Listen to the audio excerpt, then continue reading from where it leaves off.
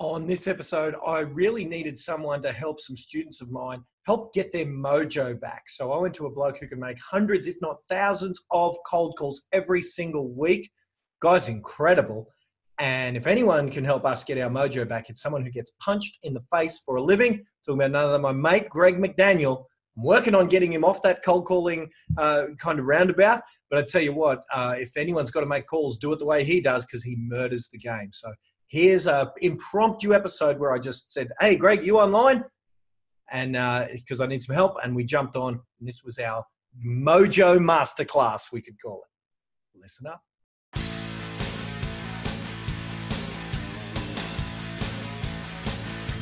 You want the normal real estate training you've been told a million times? Make cold calls, knock on doors. Best be switching off now, because in this podcast, we go out of the box using unknown tactics, primarily, that the real estate industry's never heard of, in order to get you called in more often, convert those listings, and get more success without the painful cold calling. Listen up, we're in for a ride. This is Real Estate Renegades. So we're live and we've shared in a few places, so that's good. But yes, it is about a year and we've been hanging and banging, and I just got back from your lovely country a few days ago, and I'm going back again. Mate, I think you're going to have to adopt me like we've adopted you. You know what? We have absolutely no problem with that. We would be happy to have the Twiddle family be a part of the U.S. That'd be good for us. Oh, nice, man. No, it's been a wild ride. But today, hey, man, we'll have a proper catch-up at some stage soon. Today, I just wanted a quick check-in for a very specific person, man, and a very specific reason.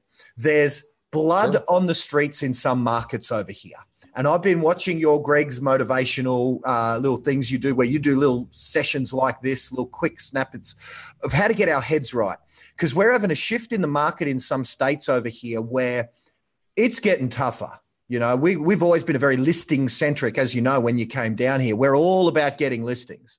And, you know, there's some areas where, you know, we've got over in WA, West Australia in particular, where, you know, some of my guys have got 20, 30, up to 100 listings and making 2 sales a month, you know. So there's shifts in the markets necessary, but I don't want to talk about some of the specifics of the tactics of what to do.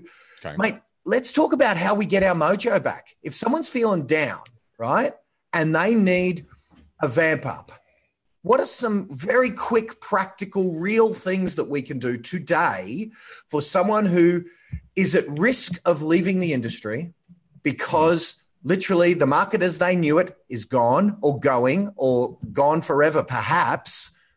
How do we get our headspace right so that we can actually make the shifts and do the activities that we need to do? Is this too big a question for, for now, or can we get started? What can we do? You know, let's get started a little bit. There's a couple of things that I would probably recommend. I do for myself. So this is stuff that I use tactically on a daily basis. Number one is that you can't blame yourself for the market. A lot of us agents, we blame ourselves for the market. Like, oh, we can't control the market. Oh, I'm sorry, Mr. Seller, blah, blah, blah. This happened. And we beat ourselves up on it. It's not our fault the market shifts. The market shifts for multiple different reasons. So first, understand that, accept that, be okay with that fact, that is not your fault. Number two, you have to have a real conversation with your seller. Say, Mr. and Mrs. Seller, the market is shifting.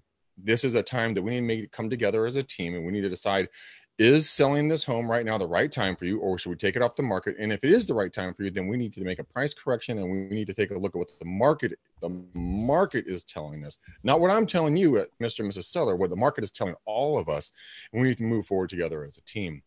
The hard conversations need to happen either on the phone or they need to happen in person. Preferably set up the phone call, get on the phone, set up an appointment, go to their house, have a cup of coffee, have a nice tea with them, sit there, watch their body language, see how they're fidgeting, see how they're reacting to things, come up with creative solutions, be willing to walk away from the sale if it's the best thing for them to do.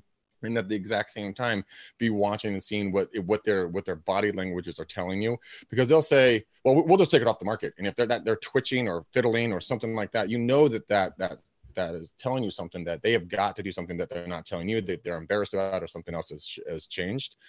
Can always be in a state of curiosity as well. Be willing to be wrong.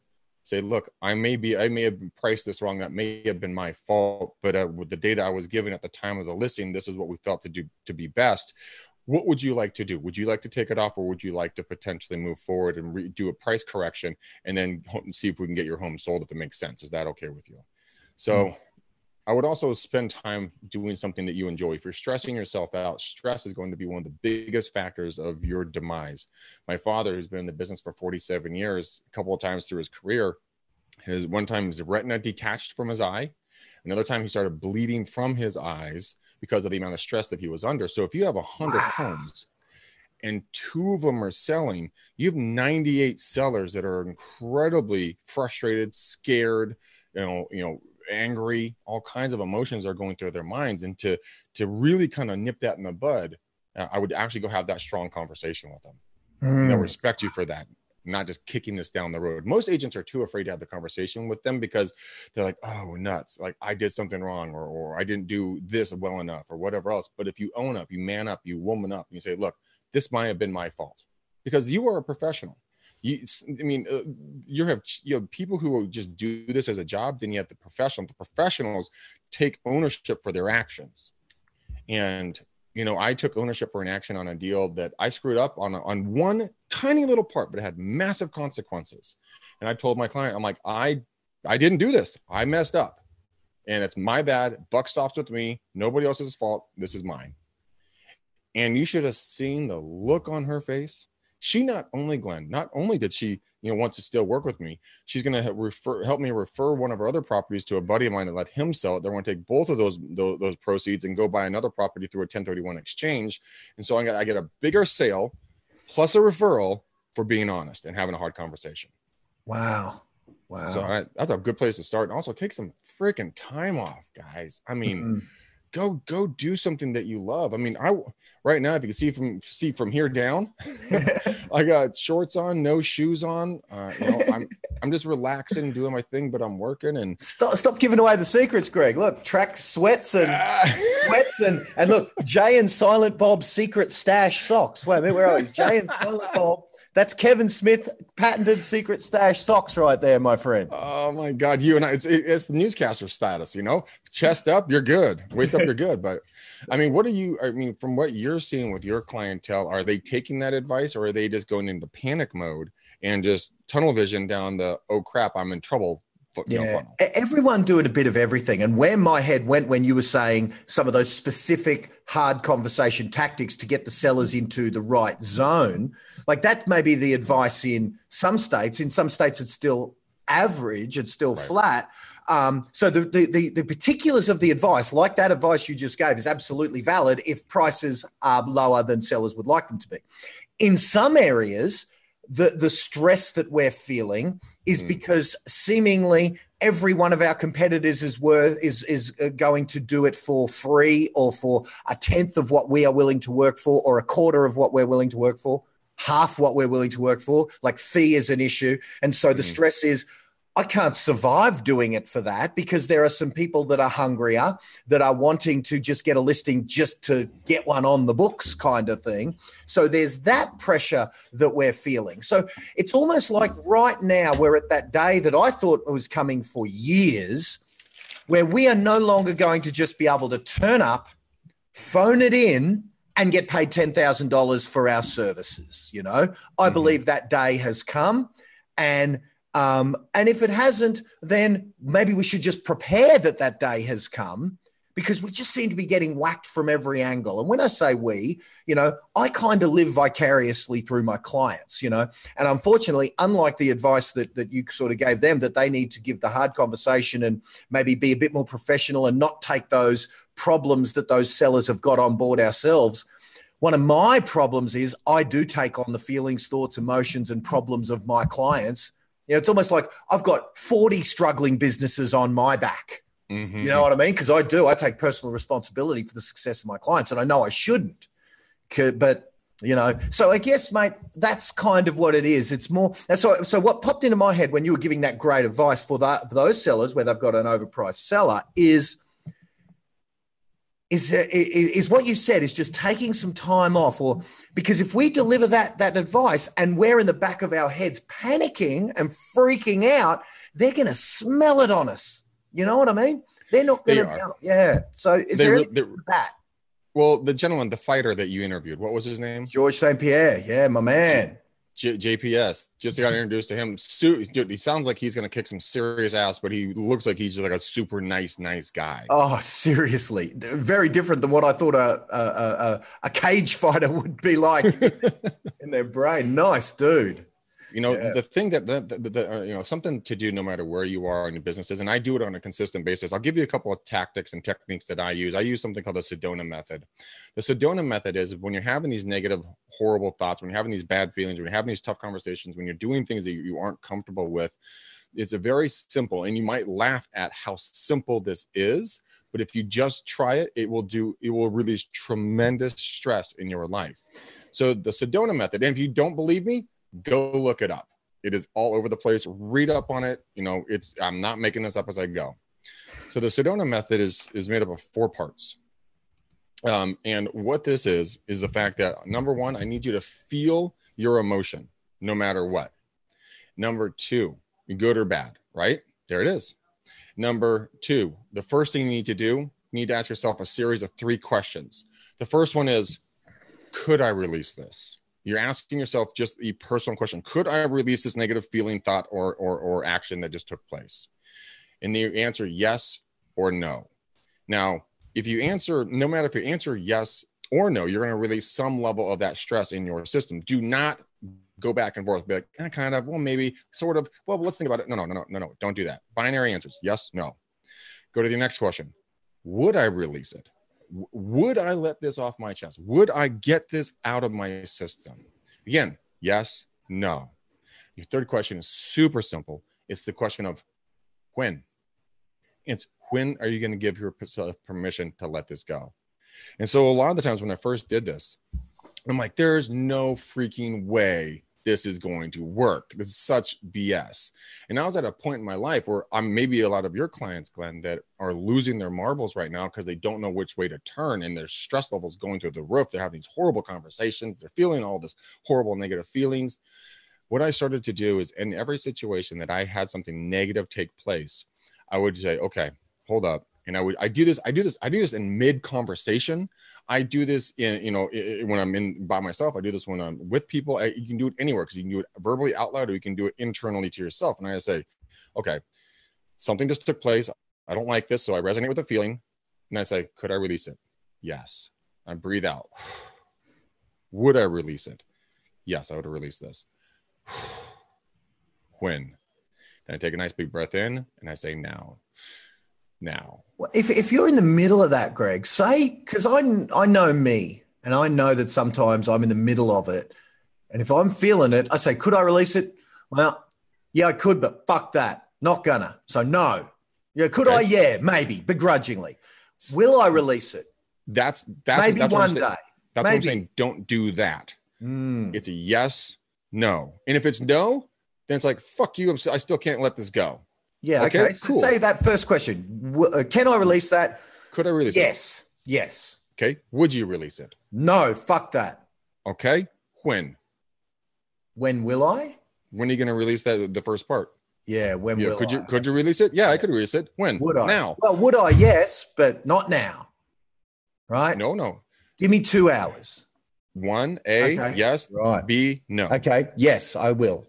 Because what we're trying to do is we're clearing your energy systems out a little bit. And if you get into, if you're confusing your subconscious mind, imagine your subconscious mind as like the National Library. Everything gets stored up in that bitch. It doesn't know the difference between positive or negative. It just gets stored. And so your conscious mind can only have one thought at a time. So if you're giving yourself, if you want to get rid of that old dusty book, the one that's, got mildew on it. Well, if you want to say, can I get rid of it? Yeah. Would I get rid of it? Yeah. When? Now. It's gone. It's no longer in your library. Okay. So if you go, yes, knowing once you get practiced at this, but you're still feeling that, can you say, give me half hour on the third question, like the when? You can say yes. You can say, 30 minutes, 2 days, but you typically want to say now to release it now, because your energy system is made up kind of like an onion. There's multiple layers of it. And so if you do this multiple times, you'll take some level of that stress off of you as you go down it.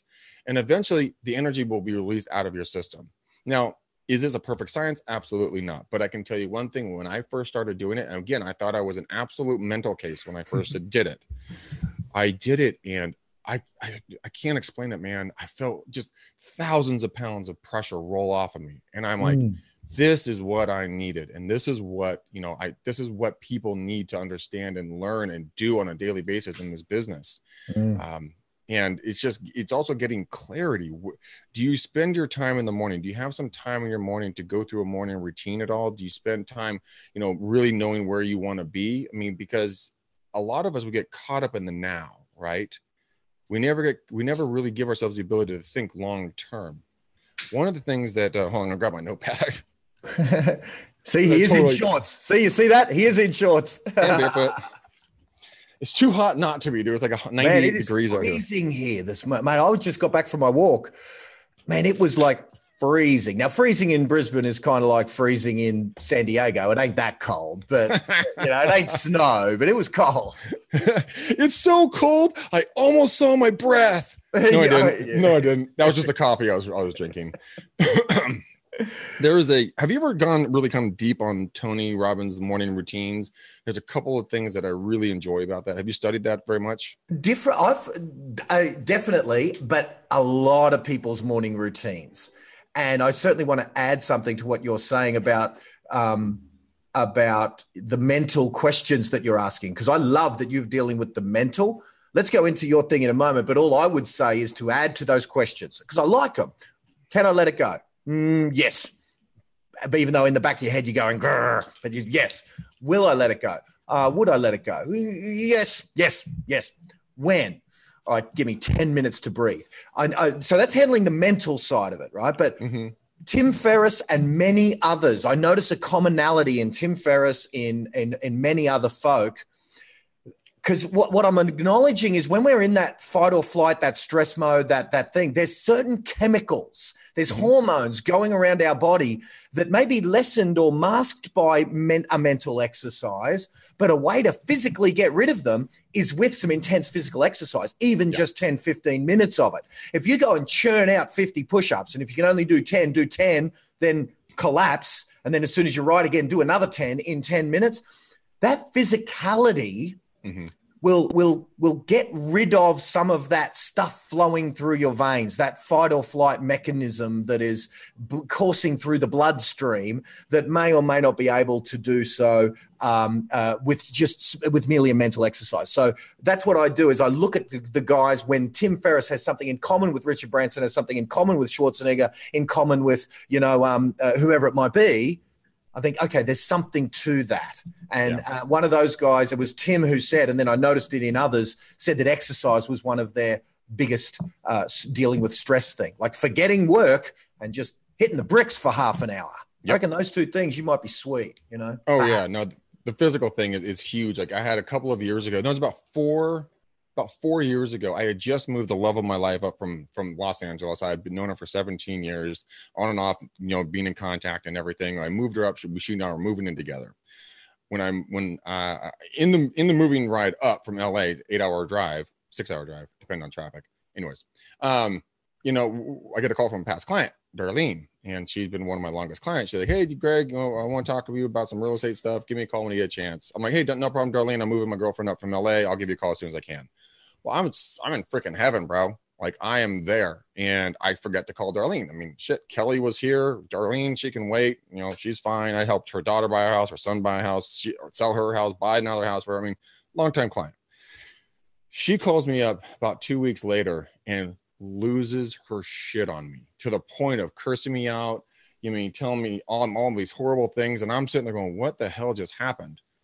Ultimately, I figured out that she just lost her shit because of some other stuff in her life. But I didn't know what to do. Is either, I hung up the phone call. Is either go hit the bar and get hammered because that was such a destructive phone call, or go hit the gym. I chose option B. And I went out and I hit 2 hours in the middle of the day in the gym, completely cleared my mind, came back level-headed, ready to go back to work. And it is one of the most calming things when I'm out doing my calls or working with clients. I'm constantly walking as much as I can do. I'm constantly physically moving. I exercised for 196 minutes yesterday. just because I was constantly moving.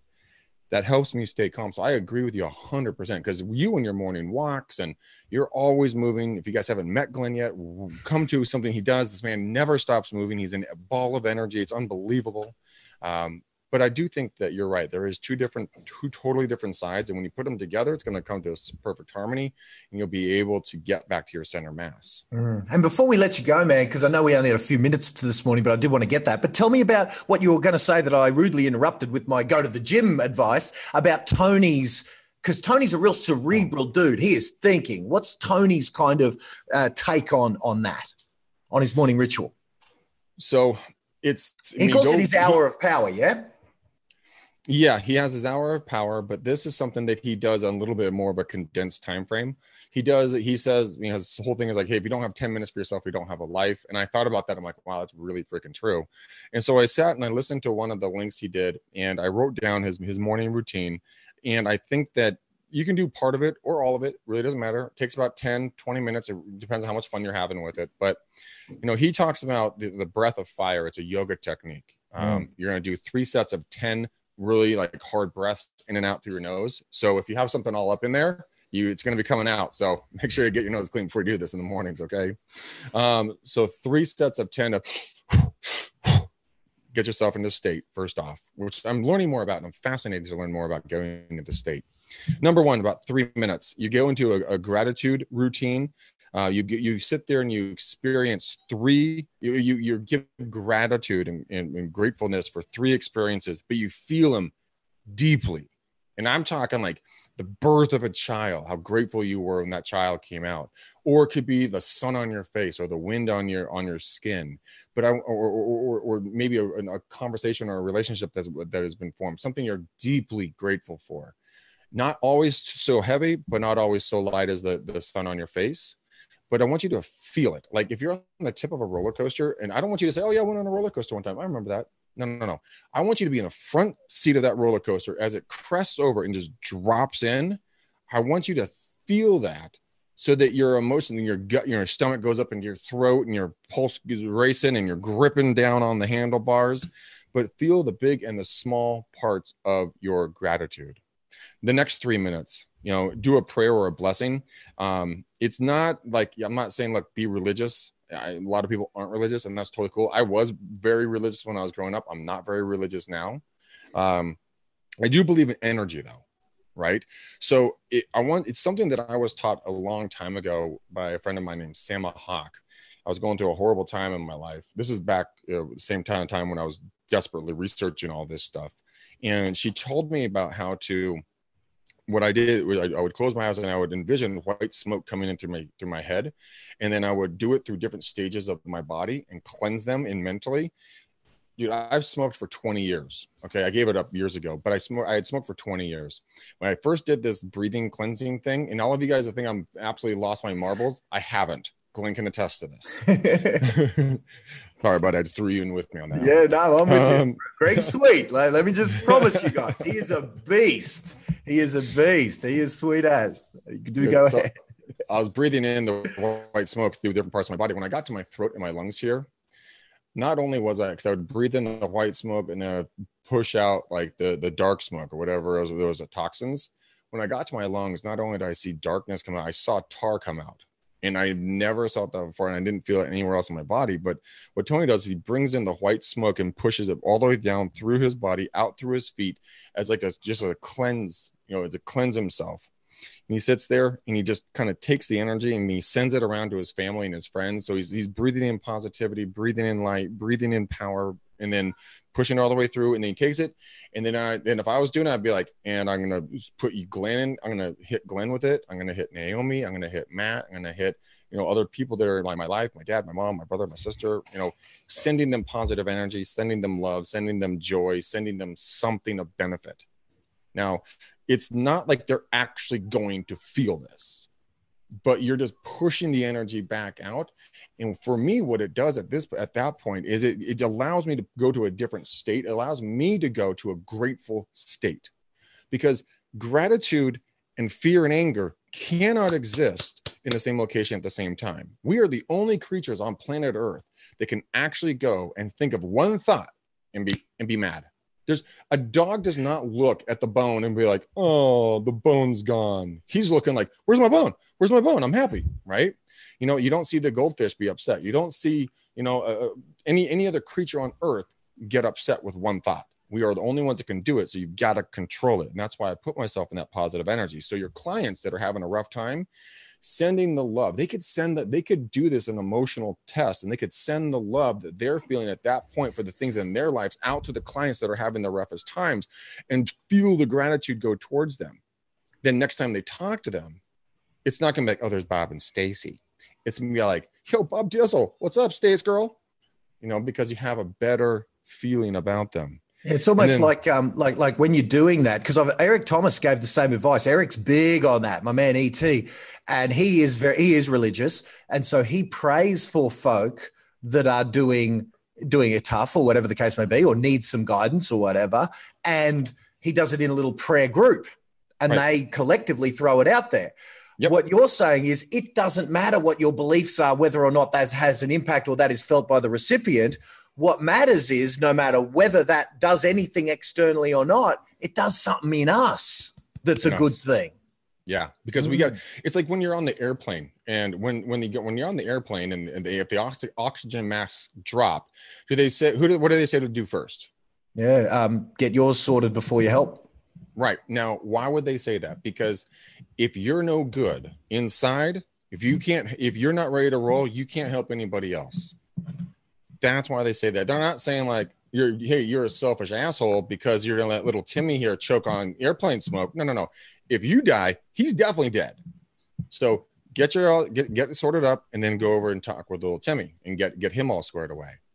So the last thing that he does, and this is one of the things that I really love, because I've done it, but way before Tony was talking about this stuff, and he's been doing it way more than me, but I just figured this out on my own. He does, three things he really wants to achieve. He sees them as if they're already done, and then he celebrates it.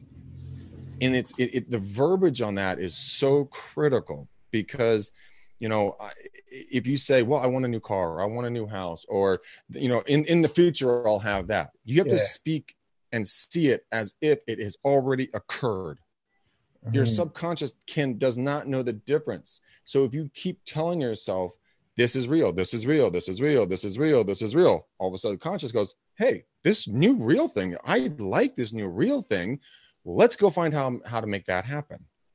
So if it's maybe having, how to have difficult conversations, maybe how to do price reductions, maybe it's that you see yourself, you don't see yourself, you have already sold all of your listings and you need more. This has already happened. I'm in trouble. I don't have any more listings. All my 100 listings are already gone. What am I going to do? I need to find more listings. This is amazing. And isn't it interesting, Greg, that I never thought about this until recent times, but because I just got back literally a week ago from Arnold Schwarzenegger's house, and that there, I've been doing what you just said unconsciously since I was a teenager. It's powerful. And now 30 years later, I'm in business with the guy. I'm at his house at least once or twice a year. I'm doing business with him once a year. It's freaking crazy. And I've been programming my head and imagining and visualizing that, maybe not that specifically, but doing something with that human for 30 years. And then 27 years later, it's real. It's real. Because you believed it. Now there's a simple phrase that's it is the most powerful phrase any human can say to themselves, because nobody else can say this legitimately. And it's the phrase, I am.